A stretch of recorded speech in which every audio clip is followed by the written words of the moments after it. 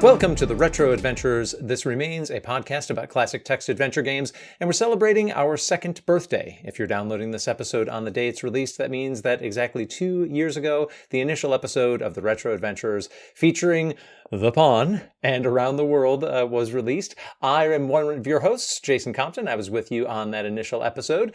2 years later, we have a couple of newer players with us. Nick Moffat, welcome back to the program, and another anniversary Chatisode for you. Thank you very much. It's good to be back again. And we also have on the line Tim Gilberts. And Tim was one of the first guests for this show. He was one that very early on, the sort of original trio of hosts identified as a top interview target. Tim came on the show early on. He's been back multiple times as we worked on Chatisodes, as we've talked about magazines and some games. So Tim, welcome back to another anniversary Chatisode with us. Thanks, Jason. Thanks, Nick. And I appreciate the opportunity to have a little natter about our beloved genre. Yeah. Just as far as Tim is concerned, Tim has accepted an invite to become a regular member of the troupe. So you can expect to hear Tim on more of our regular gameplay episodes, maybe interviews if he's interested in being on the Q&A side as well. So really appreciate Tim becoming a bigger part of the Retro Adventurers team. Yeah, you Welcome to the team. Thank you, Nick. Breaking news on Retro Adventurers. Excellent. So, Nick, you've been working on a project to distance us a little bit from the large language machines. Do you want to talk about the progress of that? Yes, indeed. Now, first of all, Jason, I want to ask you, were you involved in the creation of sort of the artwork for the site for retroadventurers.com and for the sort of branding of this podcast when it started? So I'll answer in reverse order. Branding, the title was Founder Ben. Okay. Ben Collier said, we're gonna do this podcast. I'm gonna call it the Retro Adventurers and blah blah blah. And then we negotiated about format and so forth. But yes, I was the LLM perpetrator. I was the one that says we need artwork. We need a thing. Let's do this. So you can take it from there. Yes. So in a hurry, I assume you created a piece of artwork that was suitable as sort of cover art for the podcast as a whole in general. Yeah. Which appears on our website, or did at least, possibly by the time you're listening to this. And it's one of those things, because it's LLM generated, if you zoom in too much, it's clear that the adventurer in the image, the shirt doesn't make any sense. He's got about 6 or 7 sleeves that start and stop at various points. The skies have a lovely sort of Hudson River School look to them, I suppose, sort of stormy post-storm skies, perhaps. But a valley that, if you look into it, you might be asking yourself, what adventure is this? I have no idea. And it really doesn't reward further scrutiny. And so I was always looking to see if maybe we could upgrade this at some point, particularly as we hit anniversaries like this one. And I reached out ultimately to an old high school friend of mine, actually probably the oldest friend I have now, because we met, I think, originally in 1988. And she does watercolors, in particular artwork around birds and other wildlife. And she actually had been painting some landscapes of the French Alps, which one of our hosts lives in the French Alps. And so I was sharing these around.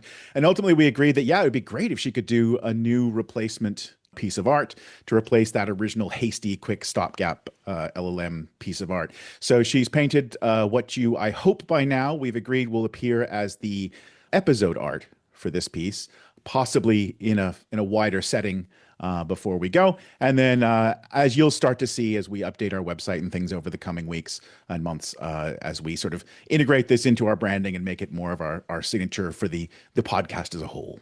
Yes. Nice to have human hands on it, to yes, your point. Indeed. Yeah. I used the tools that were available to get us a thing that would be a thing. Interesting about the sleeves, like I'm zooming in and I see what you're talking about. On the other hand, being a not child, but let's say I was a younger man when the old Dungeons and Dragons 3rd edition artwork was coming out, and that was very into impractical layers and belt buckles and so on and so forth. So even to my eye now, I'm like, I don't know. It just kind of seems like fantasy artwork to me, but I do see what you're saying, that if you gaze too deeply into it, you don't understand the scene work at hand. So yes, thank you for that. By the way, does our artist friend have a name, or is yes? This, so her name is Emily Sergent, and she currently lives in the Paris region at the moment. She's been taking painting classes and decided to turn this into a project. It was part of her sort of daily practice of just sort of doing painting as often as possible. And we spent a lot of time going over some of the imagery of Colossal Cave Adventure and Zork.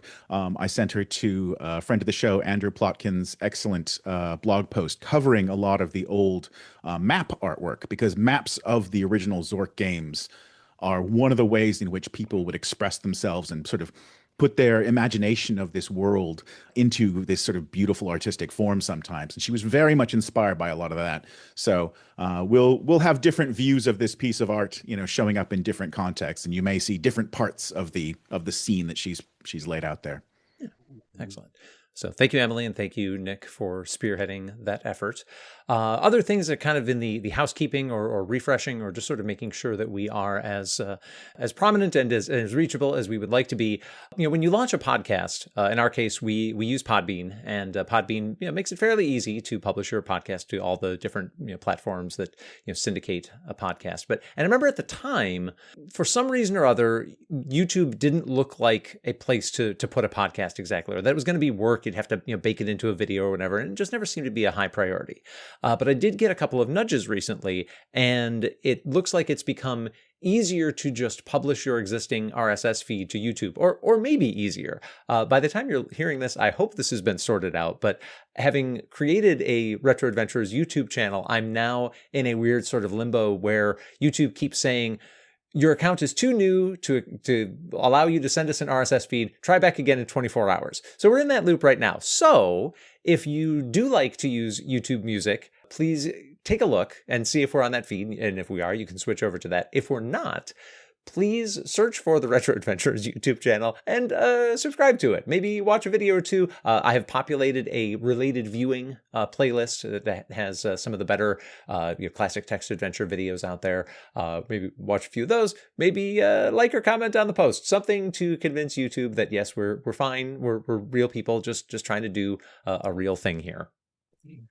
That must have been where YouTube swapped over, because they did away with Google Podcasts, didn't they? They said you had to use you, so they probably added and upped the facilities a bit more for creators. So, and my timeline might be a little out of whack. It might be that Google Podcasts was kind of already being sunset, like they'd announced that it was going away by time we launched. So maybe they were sort of in between on actually doing that. And speaking of building that playlist, as I was looking for things to put in there, I came across about a 10-minute video from the BBC from the mid-1980s talking to Douglas Adams about hitchhikers that I hadn't run into before, and I sent it out. And Tim, you said you hadn't watched this before. Can you?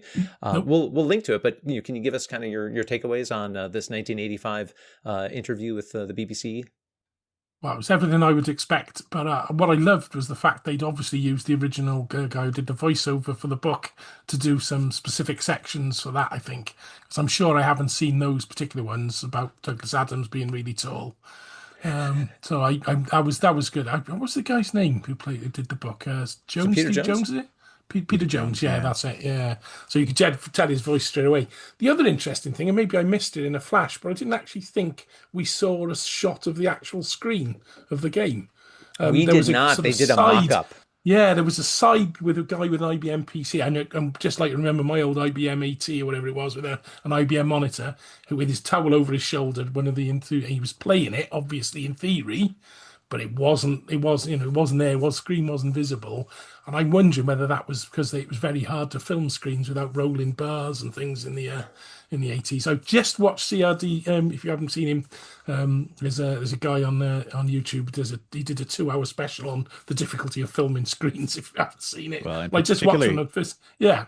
So it was fascinating. They had special machines with their clocks changed that would sync to the cameras. So to TLDR for the entire episode of his program. But it's interesting. So I just thought, but I thought it was really well put over.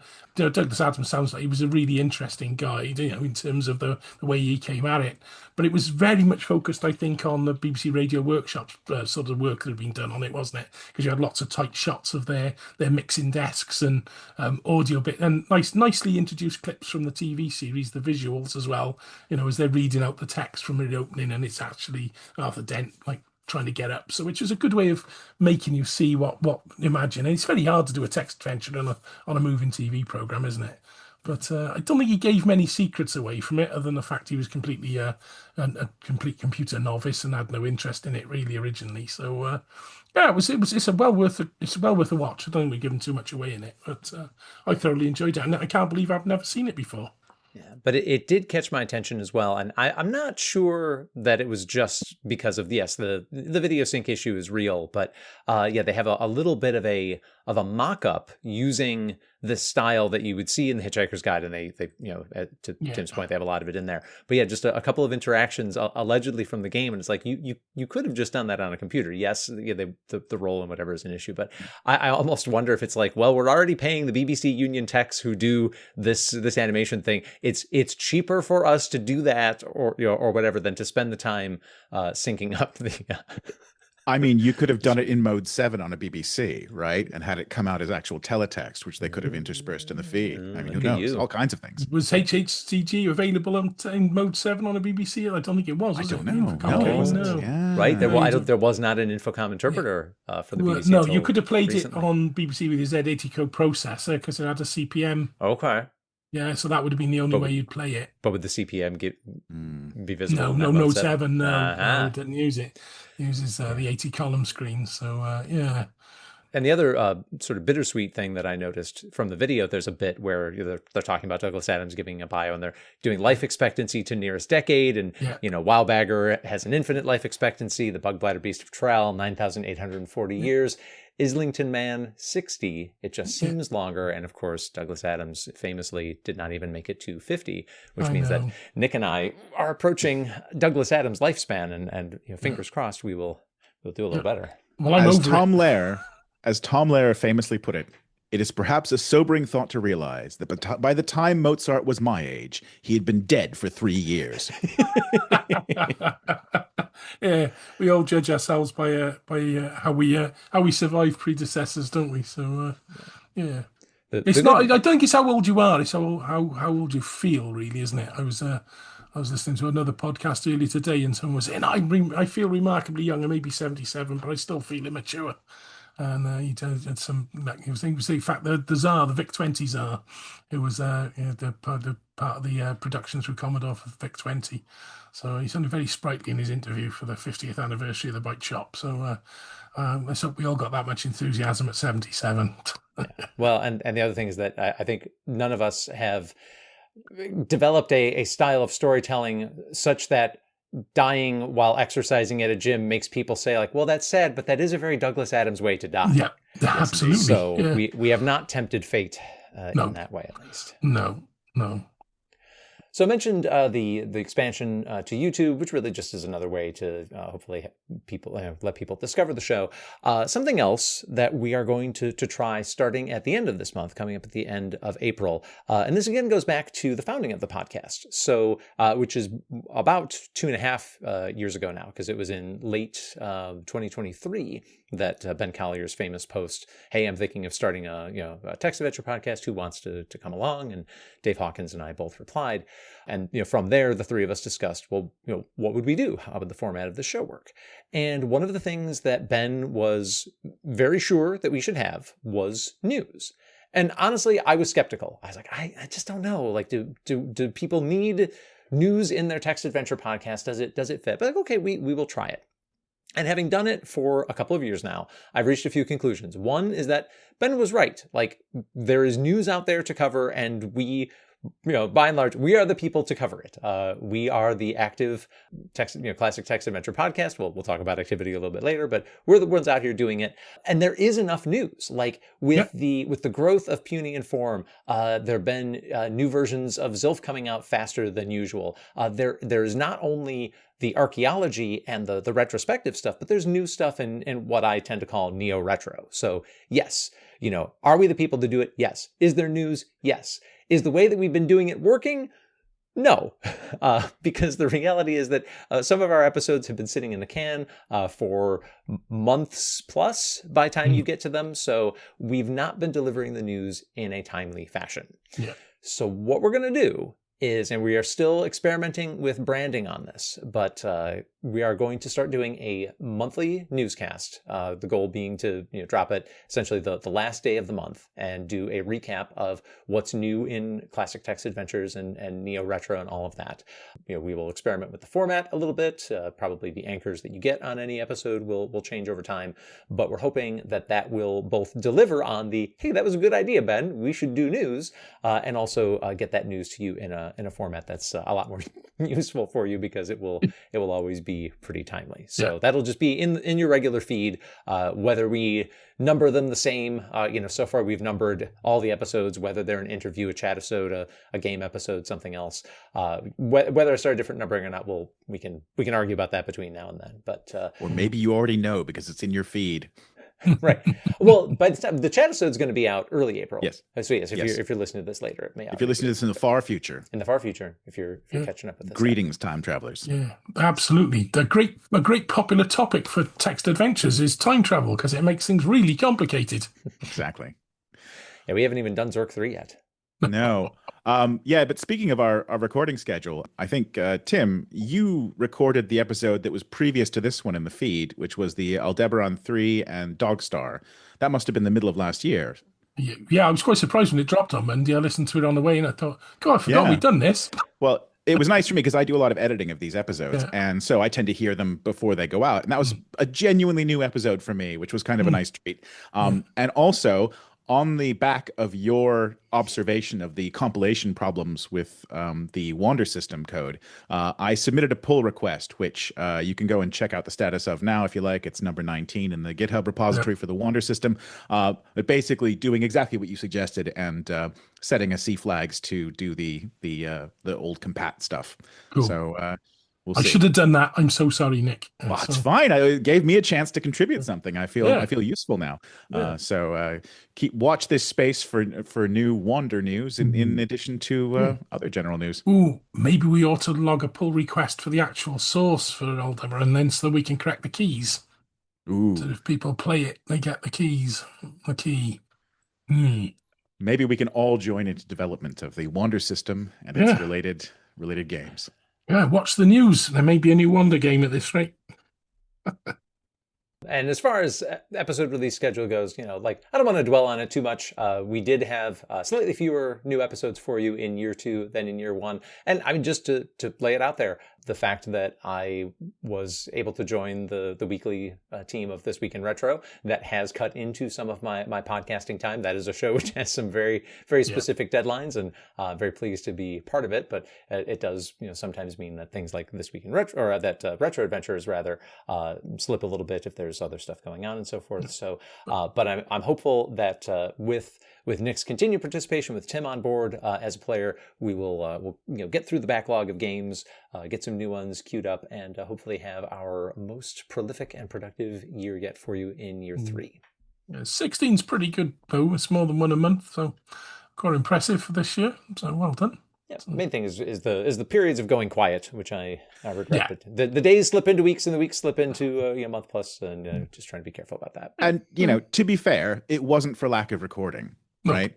We had like we keep saying, we have plenty in the can. It really is about editing, production, and then just getting our release schedules and just making sure that that's all ducks in order, kind of thing. So fear not, listener. We are still plowing ahead at an incredible pace, and we just hope to make sure to make the output a little bit more regular.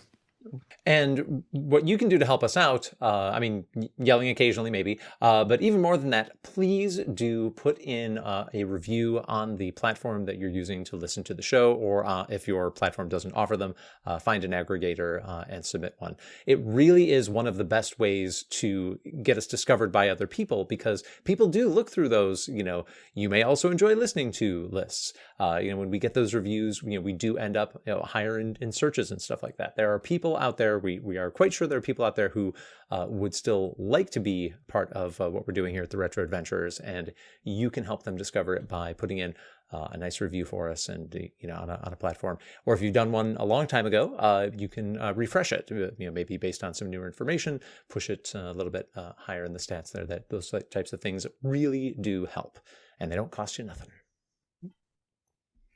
So we've been through, it's been a few months since we connected for the year-end Chatisode.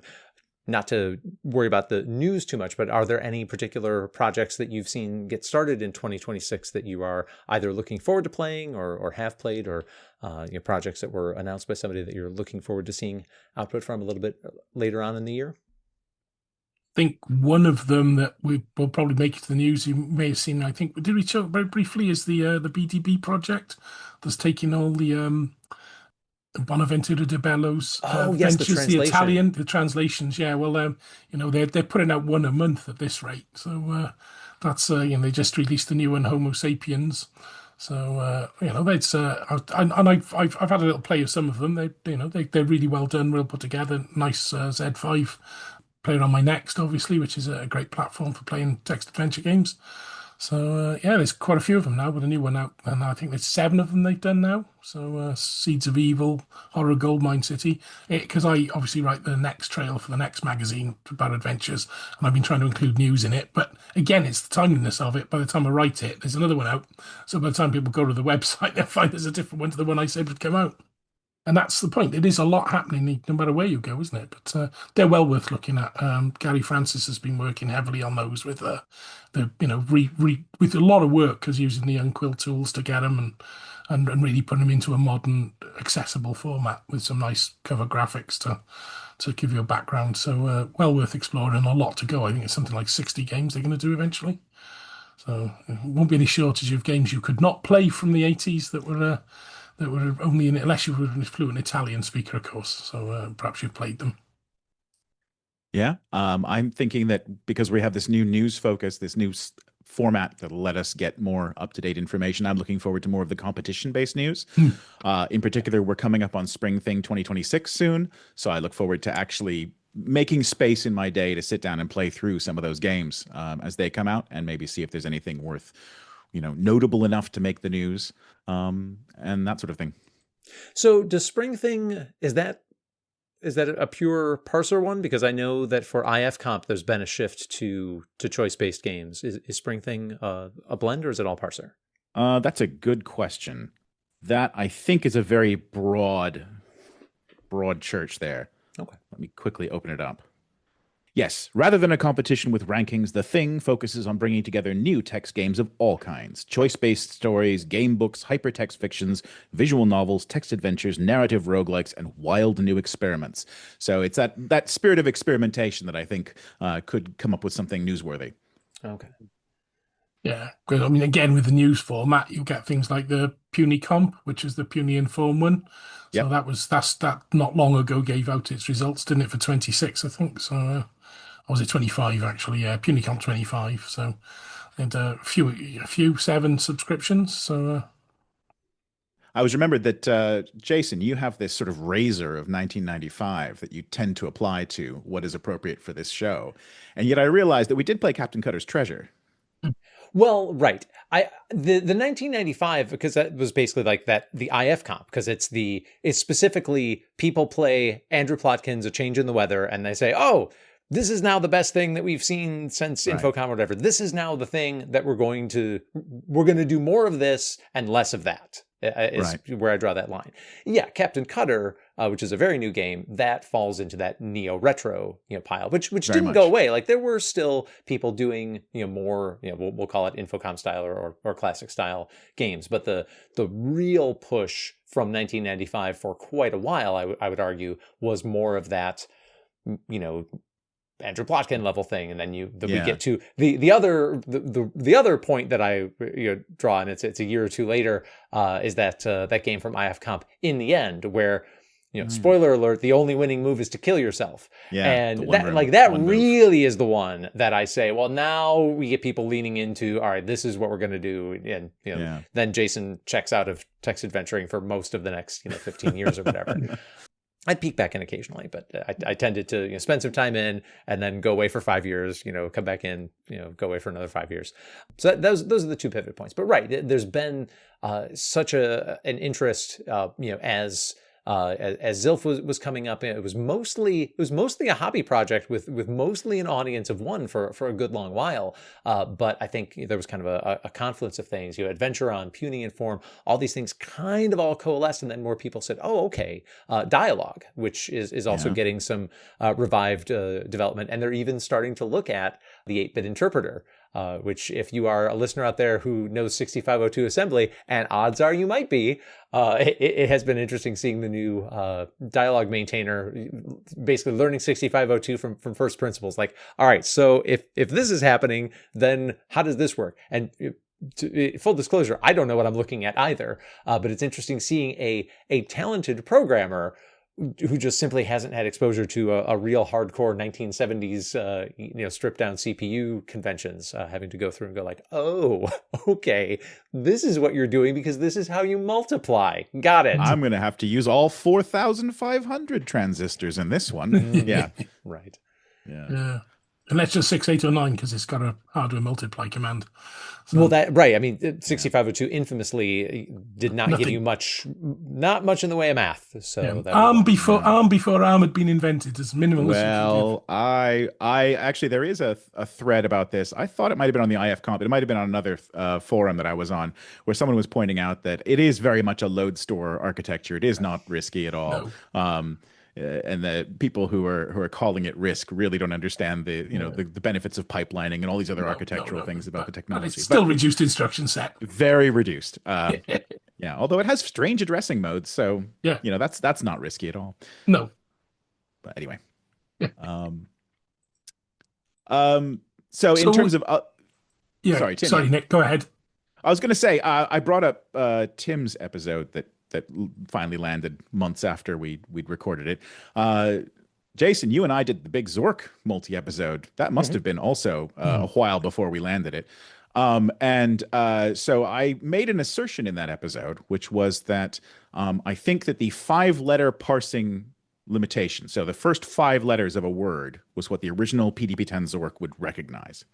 And I suspected that because the PDP-10 was a 36-bit machine, that this was some kind of 6-bit character set, and that one of the characters was used for something else. And I kind of, gave a very confident explanation about this. Plausible sounding. Yes. Yeah, plausible sounding. So Lars Brinkhoff, who maintains the ITS Resurrection project and does all of the actual source delving for original PDP-10 operating systems, in particular ITS, which was the system on which Zork was developed. He's done a couple of things, but he reached out to me after listening to the episode, and he said, actually, because this was over the ARPANET and because of all the terminals they were hooked up to, this program, the Zork program, was ASCII. And so you mentioned a note in the release files talking about alt mode for hitting return or something, which was just a limitation of this ASCII to ITS interface somewhere, I think. But Lars Brinkhoff corrected me. He said, actually, technically what it was ASCII is 7-bit. And so if you get 5 characters, that's 35 bits. And that leaves you with only 1 bit left over in this 36-bit word. So it was similar, but it was just a different character set than I expected. It was the ASCII we all know and love, but it was just crammed into 35 bits out of 36. And also what the other hosts are seeing behind me, which none of you in the podcast listening audience can, is that I have a beautiful pillow up on the radiator behind me with a sort of Art Nouveau sort of French curve Zork logo drawn by Dave Lebling. And of course, I have a sticker on this laptop. I'm now holding it to a camera, which, again, none of the listeners can see. But you can see that it does have PDL 78 signature on the bottom there. Sorry, it's a little bit blown out there. But and that is because Lars Brinkhoff actually got permission from Dave Lebling to render this logo in SVG and sell stickers and pillowcases and other various bits of merchandise on his site. And so I picked up 2 of those, and it's a fun site. It's a fun thing to do. Nice. Although remember, having a YouTube channel now, that might be a YouTube short. So yes, indeed. Just you wait. Were you recording video? I mean, it does by default, yeah. Oh, okay. We can talk about that later. But Well, I'm glad I got my background Well, yes, blurred then. I demand a raise. I won't put out video before talking to you guys about it. No, it's Yeah. fine. It's just a complete mess and dumped rubbish behind me. So Meanwhile, the viewers of this amazing video short will get to see all of the crazy towels and blankets I've hung up to try and deaden the space before we realized that I was recording off the wrong mic. oh, what you don't see in pre-production work. Indeed. Yeah. See, and this is why it took us a while to get the episodes out. Anyway, But you gave a great visualization. The whole point of this is it's about making people use their own imagination. This is just an audio delivery of a text podcast. Therefore, the imagery you provided of your bright red pillow exactly matches what I saw when you first. Excellent. Well done. You are sitting in a room in front of a black lit microphone. Yeah. Behind you is a yellow pillar with the Zork logo on it, as drawn by Dave Lebling in 1978. There's a radiator here. Yeah. I'm trying to remember who it was I met from Infocom, because they were at that sort of famous meetup. There's a photograph drifting around at one of the shows in London. I need to look up the attendees. There was a photograph of a pile of people from there. It was definitely someone from Infocom. So I'm not sure it was Dave. You're talking one of the annual ones, like from the 1990s? Yeah, it was earlier than that. It was been in the late 80s, so probably 88 or something like that. It was a hastily organised night out. Maybe we can dig it out for one of the new shows and try and identify the photograph and put a short up on a picture on the site. I'm sure I got the image there somewhere with it was definitely the people from St. Brides, and there was Fergus was there, obviously. Most of the writers of the various Abersoft was there. There was a few. There was all the sort of players of the English, but definitely someone from Infocom was present in the photograph. I can't claim to have met them, but they were sat on the table further down from me. Copious amounts of curry and beer was drunk. Wow! And so this was a conference or an event in England or in it was in London. So right. It was sort of it might have been the Personal Computer Show or something like that, and there were a lot of adventure people there, and so it was suggested that we have a sort of adventure get together. So if you've not seen the photo, I'll try and dig it out for you. Yeah, that would be amazing. If you can find it between now and April 6th, we'll. We can include it in the show notes. We'll include it in the show notes, definitely. Yeah. I don't think it's uploaded onto the internet anywhere, but I don't think it's a problem having it. I took the photograph, so it's mine. So yes, looking ahead, there are still a lot of publishers that we have only scratched the surface of. One of those episodes in the can.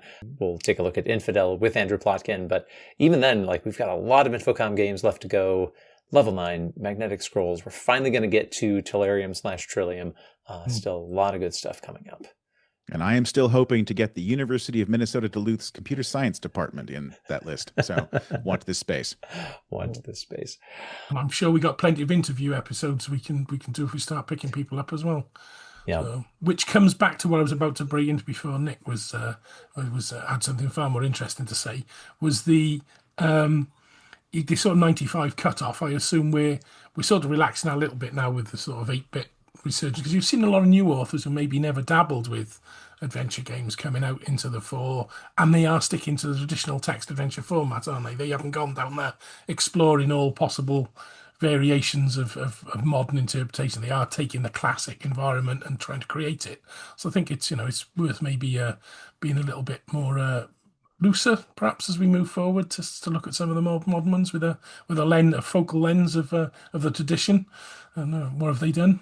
Or maybe. Yeah, it was never a hard and fast rule. It was really just a way, how do you define where things really change? Because a simplistic view of saying, well, it's when Infocom stops making adventures generally, or when they switch to graphics, but that then leaves out a lot of the stuff that was going on in the UK in the early 90s, for example. And it does miss out on what was happening, say, in the TAD scene and stuff like that. Again, areas that we haven't really delved into too much, but those still are the world before. But again, a change in the weather, because it was so well received by the kinds of people who were still playing a lot of the old games. That's why I kind of point to them I think this is where things shift. And so then, right, you have to at least be saying, I'm deliberately making something in the older style with the older vibe, whatever. Yeah. And something you can, if you want, you can do something that targets an 8-bit platform that has a newer puzzle-less or whatever storytelling style. Like there's no super hard and fast rule, but it's also just that there are a lot of old games that we haven't touched on yet, and a lot of publishers we haven't touched on. Classic adventurers, obviously. So yeah, I think it also could be fun to try some of the games that are possibly a little bit in the shadows of some of these categories we're coming up with, and seeing if we can invite new people on to play and get fresh experiences on some of these games, because I think it might be fun to see what someone who's never played interactive fiction before thinks of Photopia, whatever it is now, 30 years after it came out, right? Interesting idea. Wasn't there a speedrun test done recently with a game as well? Someone had to play, was it, I can't remember what game it was they played. Oh, Maniac Mansion. Maniac Mansion, yeah. That has randomness in it, though. So yeah, I know. That'd be like trying to play Deadline. What randomness? There are some events that, what is it? It's like, maybe it's not randomness. I'm thinking maybe it's just more learning by death. You end up with if you're facing the game fresh. It was learning by death.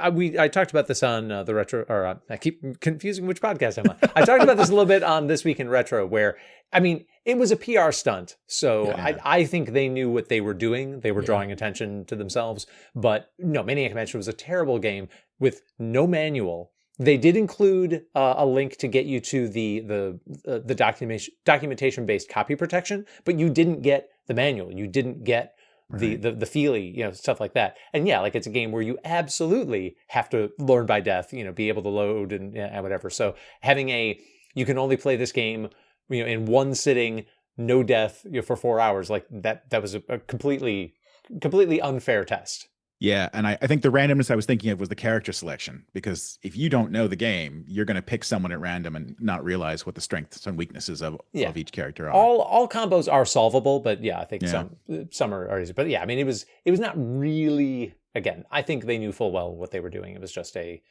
was a hook. It was a hook. So speaking of character selection that changes the difficulty of the game in different ways, Jason, I am looking forward to when we schedule Below the Root as our official game. And it 10 would be a episode big series. Reach. Yeah. Oh God, I could go on I could do a whole Below the Root podcast. So could I. Yeah. Tim, did you ever play Below the Root? No, never. You're going to find a lot of no. I never played it here. That's fine. Yeah. It's such an amazing game, and well, speaking of Maniac Mansion, it really does create the template for it. I don't want to turn this into the Rich episode, but really really amazing. In me, you found your ideal. Find someone who's never played that game. Perfect. So, yeah. I mean, it's very much a graphical adventure. Yeah. But, okay. It's a lot like it's very much like the LucasArts style games that followed it in a lot of ways. It's kind of a platformer, kind of an RPG, kind of an everything. It's brilliant. And going back to the interviews that you talked about, Tim, with all the new prospects that are still out there, I'm just going to make this a public appeal. I have made at least one attempt through whatever means I could find to reach all of the authors of those official licensed Infocom novels. I have had no responses yet. If you know anybody who knows anybody, if you find a different approach to them, I would really like to talk to them about their work before, frankly, they are no longer with us or can no longer remember any of the details of these works for hire that they did, at this point now 40 years ago. Because I really think that, even for the jobbing writers that were like, yep, I did this in, 4.5 weeks and, never thought about it, after I cashed the last check, even that is an interesting story to hear about. So if you have any way to reach, I believe they are all still with us at this point, but I've not had any luck getting their attention, but would really, really like the opportunity to talk. Were they perhaps pen names? No, I believe they're all... No, they were just using their given name. Yeah, you can find all of them active in some way under those names, whether it is a Robin Hobb, Megan Lindholm type of situation where the pseudonym ended up catching on. That would be a masterclass level I don't have access to, but they're all, they all have track records before and after. So excellent. Yeah. Well, anybody with any leads on these Infocom authors? Yeah. So In summary, and if you know somebody that you know was a contributor that we haven't thought about talking to, let us know, because some of the more interesting interviews we've had have been with people that had no idea that they would never be contacting you. Peter Golden, has had quite an interesting career, having mostly turned away from games and not looked back at all. It was really interesting hearing how he approached that Sherlock game and kind of his brief shining moment in the industry. So please do get in touch. All right. Well, I thank you all for joining us for the 2nd anniversary Chatisode. Nick, Tim, thank you for making the time today. Here's to another year. Yeah, absolutely. Looking forward to it and being more involved and playing more games as the newbie I am, and finding stuff I've not played before. That'll be brilliant. Oh, the newbie. Unbelievable. Unbelievable. Well, it's as young as we did say. It's how young you feel. You're as young as you feel. Absolutely. And I'm very young. I've never played anything. So. All right, looking forward to another fun and prolific year of playing games for you and with you on the Retro Adventurers. Thanks, everybody. Bye. Thank you. Bye-bye. You've been listening to The Retro Adventurers, a podcast about classic text adventure games. This episode was produced and edited by Jason Compton. Please subscribe on your favorite podcast platform, including Podbean, Apple Podcasts, Spotify, Amazon Music, and Podcast Addict. Visit us at retroadventurers.com and follow us on Facebook and Blue Sky. The Retro Adventurers is based on a format originally devised by Ben Collier, Jason Compton, and Dave Hawkins.